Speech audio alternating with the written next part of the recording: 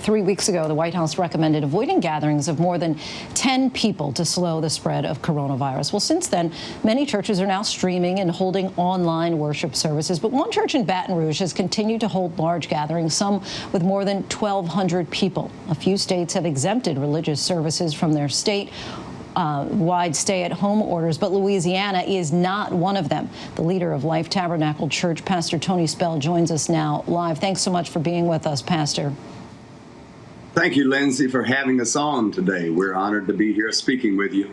So you were arrested and charged with misdemeanors for holding services last weekend that violated the governor's orders, yet you allowed well over 1,000 people into your church again yesterday. I assume that you follow other laws, so why not follow this one? We have had 2 services since my arrest because we hold these truths to be self-evident, that all men are created equal. And we're endowed with rights from our Creator. Our rights are not derived from our local and national governments, but our rights are derived and given to us by our divine Creator God. Our foreign missionaries who are in communist nations and Islamic nations today are preaching the gospel, who also go against their governing bodies to preach the gospel of Jesus Christ, which is essential for people's salvation and well-being. Well, you have said that people have, quote, nothing to fear. As of today, Louisiana has more than 14,000 cases and more than 500 people in your state have died from the virus. So isn't there a difference between fear and wisdom as far as taking precautions based on actions that can put lives at risk? Yes, that's a great point. The Bible actually teaches the fear of the Lord is the beginning of wisdom. We have nothing to fear but fear itself. What is worse, people who are imprisoned in their homes for the past 23 days are people that are saying we can't stay indoors anymore. We need to get out. And the church is that place that is their third place to get out to. You know that everybody who gets out is defying the governor's orders because he has a stay-at-home order. But it seems like the narrative is the church is the one under attack, while our large retailers have people in there by the thousands right now. Yet there's a double standard in our nation, one for retailers and one for churches. We want people. Yesterday was Palm Sunday. We're 6 days from the largest Christian holiday of the year. People are going to be coming in from across America, as they did yesterday, to our services because they've never missed an Easter Sunday worship in their life. And we promised them that our church doors would be open for a worship experience. Okay, so you will be back open again on Easter Sunday, no question asked. No questions asked. We have 3 services weekly. We have our next one tomorrow night at 7:30. The majority of my church members have been laid off because they're deemed non-essential workers in the petrochemical industry. Others are Section 8 and a very impoverished group of people in our city who depend on us for food and clothing and shelter. So this is why we continue to operate, not only under our constitutional rights, but under our God-given mandate. Sure, but let's just say that you have the right to do it. At what point is it irresponsible? You've just said that a large portion of your congregation, that they are impoverished, and so they likely don't have health care. And so if they do get sick, then what? I mean, at what point are you responsible? At what point is there kind of blood on your hands, so to speak? There would never be blood on our hands. We screen everyone that comes through the door. We check their temperatures. We ask them a series of questions that has been given to us from the Center of Disease and Control, I believe. So we disinfect our building on a day-to-day basis because we operate 7 days per week.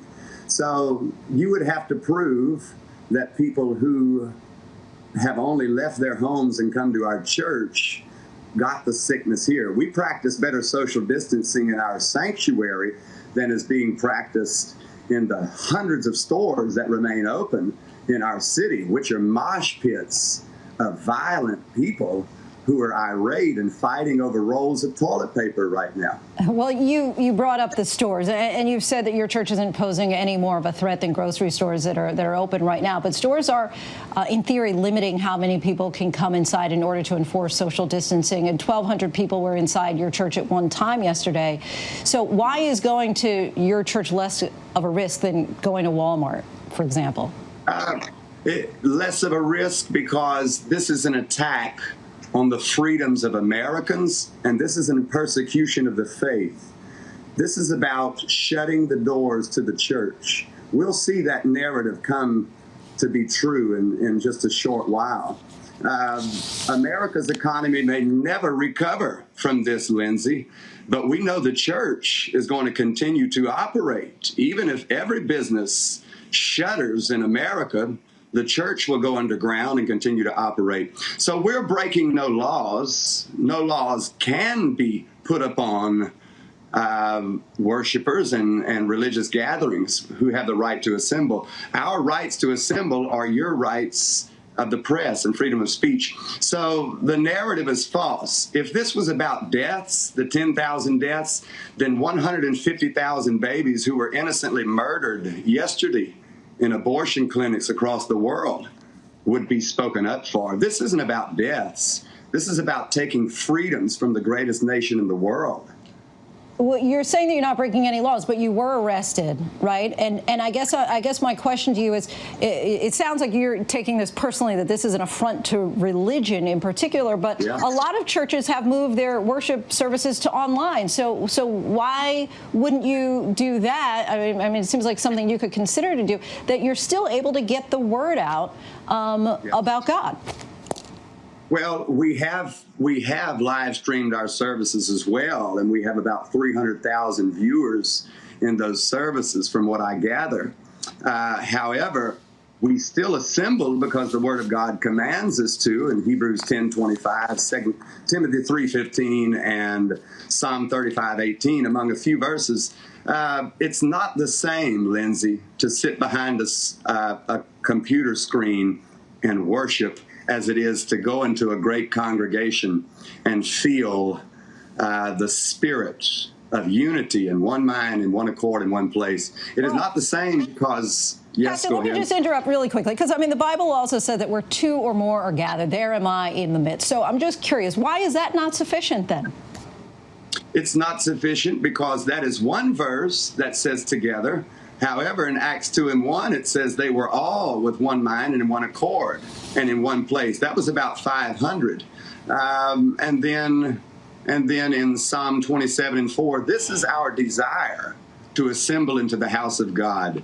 So I have two attorneys that have presently filed suit against the man who has arrested me, not for breaking a law, because I asked them which law I broke. And they said, you had defied the governor's emergency orders. Well, those are not laws. Those are not laws. They're strong recommendations. I strongly recommend that my grandchildren pick up their toys, but they don't do it. Okay, Pastor Spell, we really appreciate your time. Thank you for joining us. God bless America. Hi, everyone. George Stephanopoulos here. Thanks for checking out the ABC News YouTube channel. If you'd like to get more videos, show highlights, and watch live event coverage, click on the right over here to subscribe to our channel. And don't forget to download the ABC News app for breaking news alerts. Thanks for watching.